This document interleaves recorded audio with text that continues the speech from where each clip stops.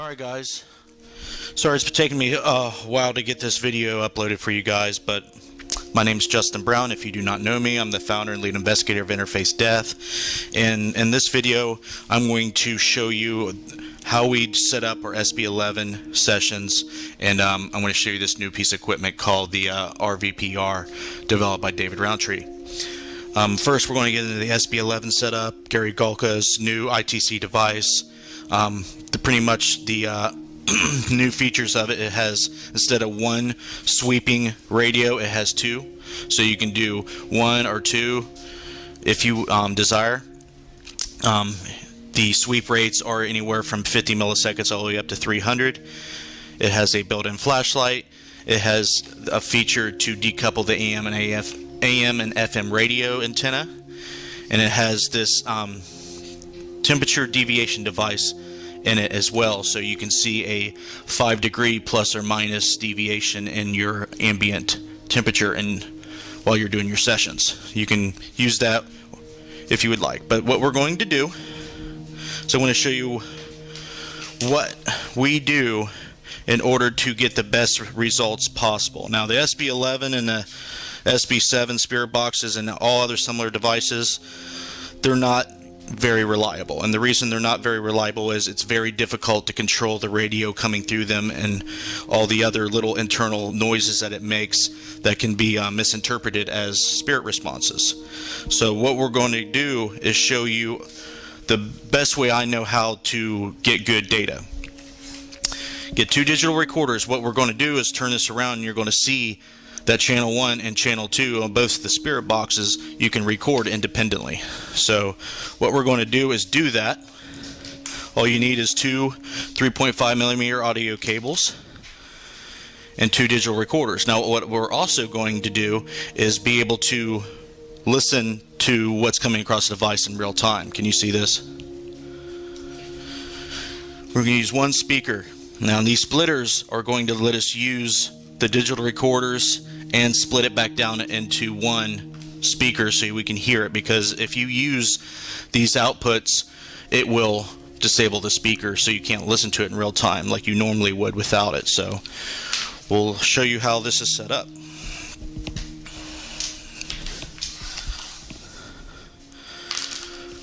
Got one channel. Oops, sorry, you got to use the splitters first. Always get ahead of myself. Take one of your splitters. You're going to have a male to two females. Male to two females to split. Okay. Now you take one, plug your 3.5 millimeter audio cables in. It doesn't matter which one you put it in, but you want to have one for each channel. The other two that are left, you're going to take the two males to one female splitter and split it back down into one. Now what that's going to do is allow you to plug an external speaker in. It doesn't matter which one you use. You can use something similar to this. An Altec Lansing speaker will work really good too. I know a lot of you out there probably have that speaker already. Okay, now you power up your digital recorders.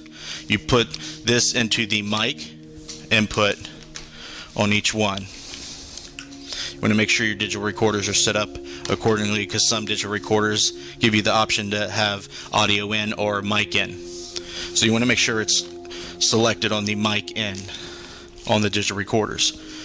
Okay, now you have something that will record straight out of the spirit box. And what we're doing with this setup is we're going to record each channel individually. And what we want to happen, our hypothesis is, if some sort of energy is modulating or manipulating the spirit boxes, the output, then we want to see if there's a manipulation on both channels.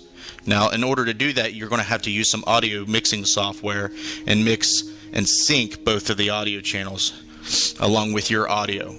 Now I always suggest in my videos and our sessions to have a mic going so you can mix in your audio and sync it in with everything. Okay, so what the best way to do that is, I'll show you how to do that, is you turn your digital recorders on, and you turn your speaker on, and you turn on your device.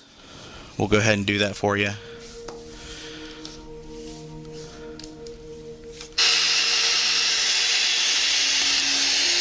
Now before I get noisy on you, the settings I use is AM and FM. I use as fast a sweep as possible. You can adjust it according to your taste, but what I use is the fastest sweep possible because I want to try to eliminate all radio possible. Now I decouple my antennas when I use AM and FM just because I'm trying to eliminate the radio.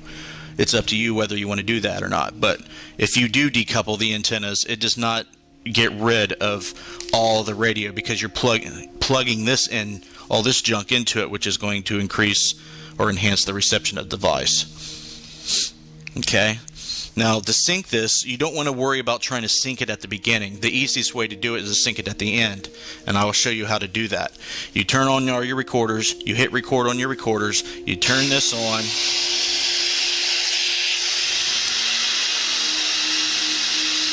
I'm going to turn the volume down so you can hear me all right. Okay, and then you're going to, what I do is I sweep reverse on one and forward on the other. Now we're both sweeping. Now you can turn on the temperature deviation device and let that go, but for right now we're not going to do that because we're just doing a setup. Now as you can hear it live, and we're recording live right here. Now, like I said, you're not going to worry about syncing it in post-production until you get to the end. Now you do your session, and when you're finished with your session, what you want to do to sync it correctly is the first thing you want to do is turn off the device like this. Keep everything rolling, okay? What that'll do is you will see the waveform on the digital recorders and all the mics you have running at the time of the session all stop at the same time, so you want to sync when it all stops.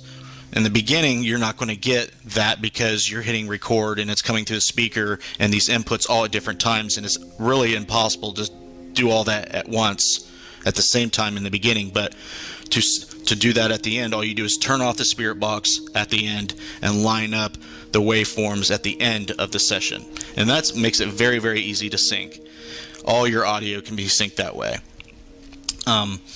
Like I said, try to eliminate the radio signals because that makes it really, really difficult to know if what you're getting is actually paranormal. And what we'll do on the next video is we'll show you how to incorporate the RVPR as far as the EVP research and the ITC research. If you have any questions, I mean, any digital recorder will work. I recommend you use something with a USB link so you can easily download the audio and to sync it all together. And what you want to look for is these two recorder files. You want to see a manipulation at the same exact time on each one. Now, does that mean that if you don't get that, if it's not a spirit response? No, but that's what we're looking for because you really can't debunk if it happens on both channels at the same time because they're sweeping independently. Thank you.